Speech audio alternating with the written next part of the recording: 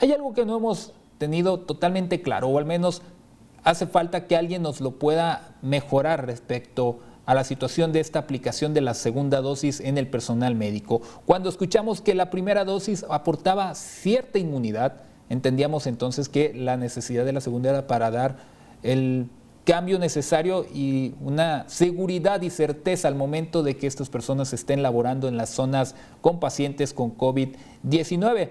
Pero hace falta que nos lo puedan ampliar y entenderlo mejor. Por eso nos enlazamos con Andrés Castañeda, quien es coordinador de Causa de Salud y Bienestar Nosotros MX, a quien le agradezco esta oportunidad. Andrés, preguntarte primero esto. El aspecto de que un médico o una enfermera reciba la segunda dosis, ¿significa que su riesgo ya es mínimo? ¿Ya puede incluso descansar un poco, sobre todo en los temas de los equipos que se tienen que estar colocando en las áreas COVID? ¿O eso se tiene que mantener respecto a este aspecto de la inmunidad? Hola Francisco, buenos días. Pues mira, la verdad es que es una gran noticia, ¿no? El que tengamos la vacuna. Los datos que estamos observando, sobre todo en Israel, ¿no? Donde se ha aplicado ya una gran parte de la población, son muy alentadores.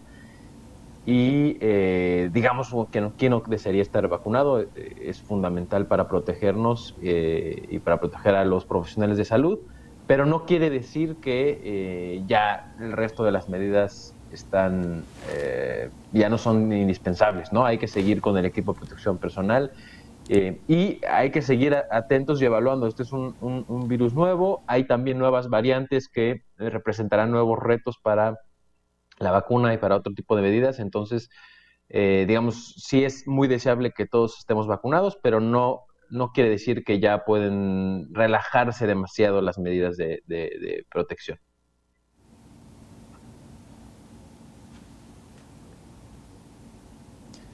Cuando hablamos de la inmunidad que aportan las vacunas, exactamente ¿a qué nos estamos refiriendo? Es decir, ya no se pueden contagiar, y otra duda que ha generado esto es ¿cuánto tiempo dura en cuanto a lo que se ha podido conocer? Porque también es un dato que queda faltante.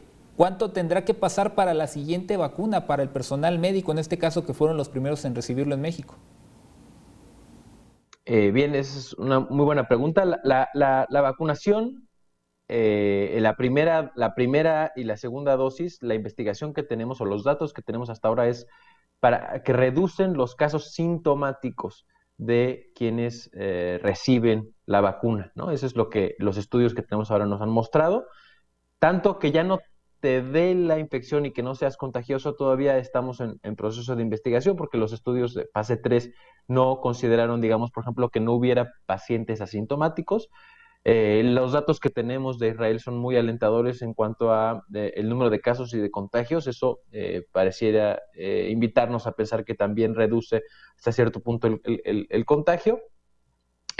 ¿Cuánto dura la inmunidad? Es algo que igual aún estamos por determinar en cuanto a que es una vacuna nueva, la infección es nueva. Pareciera que hay datos alentadores en cuanto a que es por lo menos un año que dura la inmunidad, pero hay que considerar que está habiendo nuevas variantes y todavía tenemos que, digamos, analizar si estas nuevas variantes no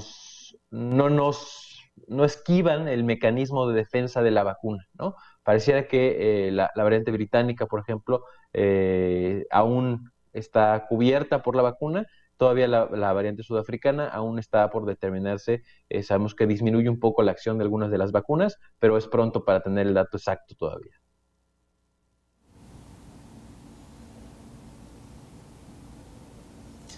También generalmente el mensaje que se ha dado es que al personal que se le está aplicando la vacuna es para darle certeza que pues podrá trabajar dentro de cierta seguridad, algo que sabemos pues estaba comprometido al momento justamente de atender a pacientes, porque cualquier descuido, y lo hemos visto, puede generar el contagio por la alta tasa que tiene de contagio este virus. Pero en el ambiente médico, ¿se siente así? ¿Se sienten más seguros respecto a lo que puede ser el círculo más cercano que tenga usted, coordinador, o lo que pueden platicar médicos en las redes sociales, en otros espacios? ¿Empiezan a sentirse más seguros en los espacios de trabajo después de la vacuna? Sí, por supuesto, ¿no? La vacuna da certeza, ¿no? Da protección, pero no es una certeza absoluta, ¿no? Y eso el personal de salud siempre lo sabe, no es el primer, digamos, virus o a lo único que está expuesto un profesional de salud, pero sí es indispensable que hagamos todo lo que está en nuestras manos para garantizar la protección. Por lo tanto, la vacuna es fundamental para dar certeza y confianza a los y las trabajadoras de salud para que sigan haciendo esta importante labor.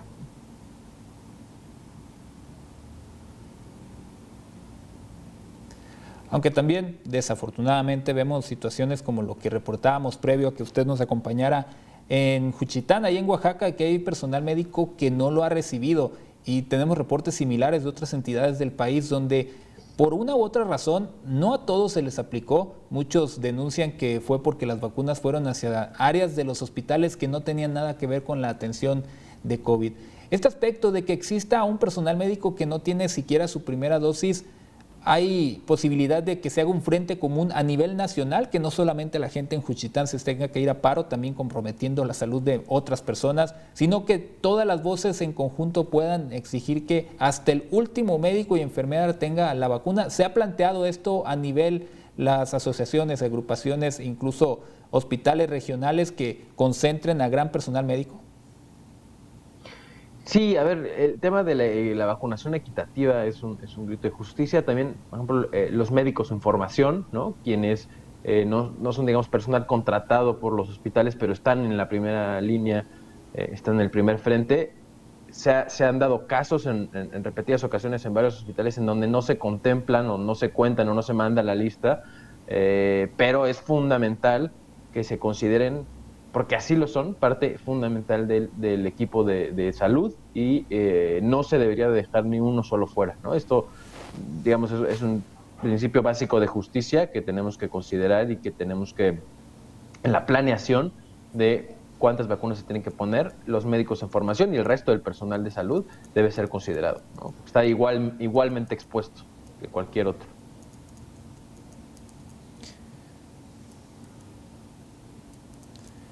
Ya lo mencionaba, el tema del personal en formación. Hubo muchas quejas, incluso un caso muy sonado en el centro del país donde desafortunadamente a uno de los médicos en formación se le forzó, así lo cuenta su familia, así lo ha contado los compañeros, se le forzó a seguir trabajando incluso con el tema de los síntomas. En este aspecto, ¿se ha levantado la voz también para que o no se les esté forzando a trabajar en condiciones riesgosas, o que mínimo se les dote del equipo suficiente para que estén ellos seguros que puedan brindar el servicio? Porque sí, es parte de la profesión y se verán en situaciones tal vez más complejas una vez estén aprovechando la oportunidad, pero se ha visto la manera que las autoridades les den la seguridad y la certeza, y entiendo también que ustedes como coordinación están pidiéndole a los propios médicos en formación que se expresen a través de una encuesta, ¿no? Para tener un mapa ideal de qué está sucediendo con ellos al momento de tratar en áreas COVID. Así es, ¿no? Justo está ahorita la encuesta nacional de médicos en formación, está en los últimos días. Entre ellos estamos preguntando si ya se empezó la vacunación en los hospitales. Aún todavía en la encuesta vemos cómo no es así, y cómo hay muchos médicos en formación que están manifestando que ni siquiera se les da el equipo de protección suficiente, por lo que, bueno, les pedimos a los y los médicos en formación que se unan tanto al colectivo de médicos en formación como a la encuesta nacional, para obtener estos datos y poder exigir a la autoridad de manera más puntual que se considere a las y los médicos en formación tanto para el equipo de protección personal como para la vacunación, y básicamente es eso, ¿no? Equidad en el proceso de vacunación a todo el personal de salud.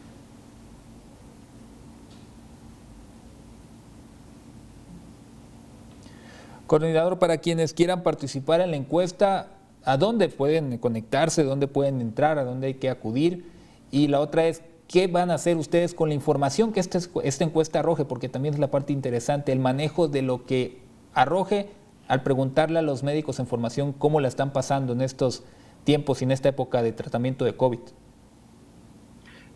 La encuesta la encuentran en las redes sociales del colectivo, tanto en Facebook como en Twitter, es Médicos en Formación. Ahí van a encontrar luego el link para la encuesta. Y esta información lo que vamos a hacer es, justo como colectivo, ¿no?, utilizarla para exigir a la autoridad que se atienda y se resuelva esta problemática con datos, ¿no? Con datos duros que nos permitan exigir en conjunto y en bola, como decimos en el colectivo, para que se respete y se trate de manera equitativa a los médicos en formación. Tenemos varios casos, como ya bien lo has dicho. Está el caso de la compañera Mariana, que no es solamente un tema de equipo de protección, sino es un tema de violencia y demás, que también se incluye en la encuesta, y por supuesto que compartiremos y haremos públicos los resultados de esta encuesta.